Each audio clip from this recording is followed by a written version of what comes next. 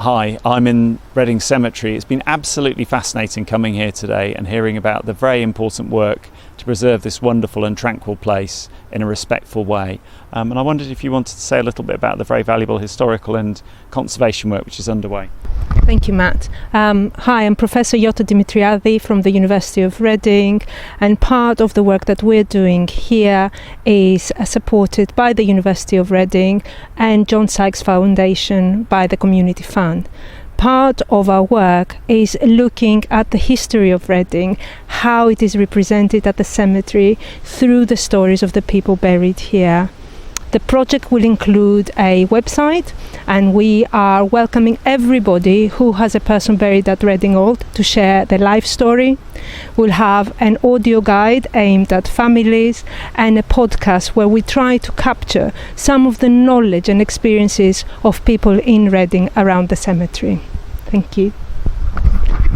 Hi, I'm Keith Jerome, and my interest is in the over half of the people buried here have no memorial at all, and they have no history. They're lost to history, and my interest in this project is to try and give them back some identity as the result of the work we're doing to identify the graves and where they're buried, and from that we can start to build up and bring them back into the larger community which they came from. We're particularly interested in the pauper graves, people who came from the workhouse and were summarily buried in poor conditions, but the others are poor graves, those who couldn't afford to have a memorial, and it's to all that part of our community that I'm interested in giving them back to posterity, as it were. Hello, I'm Theresa Brooks, and I'm a local resident near here, and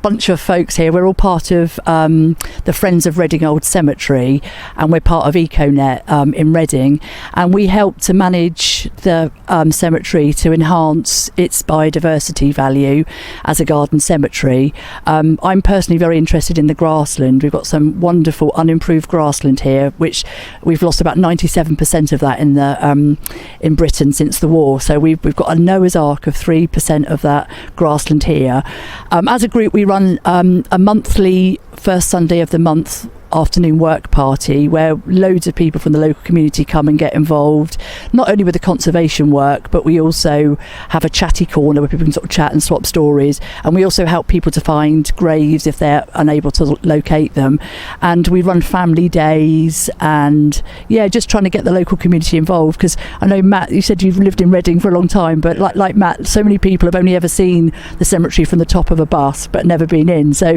sometimes it's just inviting people to come through the gates and get them to love this lovely green oasis in the middle of a very urban part of Reading, this little green lung. Well, thank you all for what you're doing. It's really impressive work for the community, and it's been wonderful coming this afternoon, so interesting and so peaceful as well, and I think you're continuing the original idea of this being a garden cemetery, which is a peaceful resting place which can remember people in a respectful way, so thanks for all the work on that.